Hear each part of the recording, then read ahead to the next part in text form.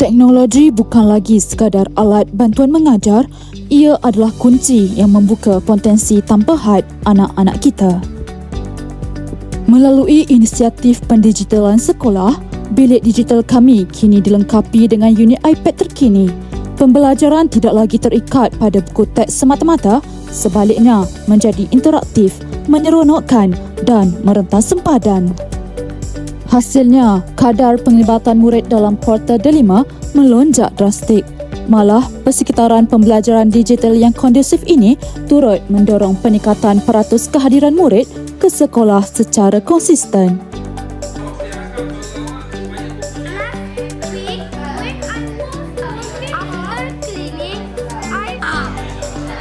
Bukan itu sahaja, kemahiran digital yang dicanai turut melahirkan kejayaan yang membanggakan.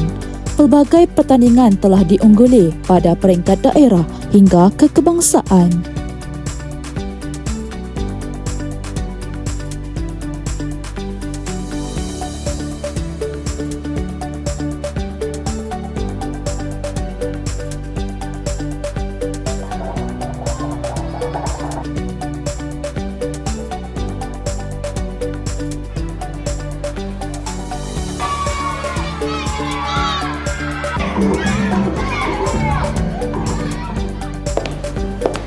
Apabila kita bercakap tentang pendigitalan, ia bukan sekadar membeli peranti atau membina bilik yang canggih. Ia adalah tentang membangunkan model insan.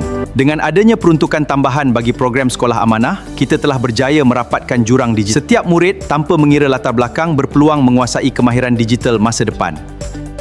Lihatlah hasilnya hari ini.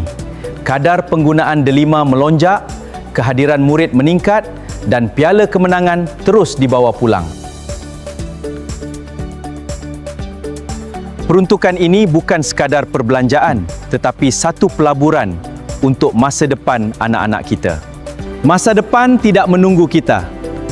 Bersama-sama, kita terus memacu transformasi digital ini demi generasi penerus negara.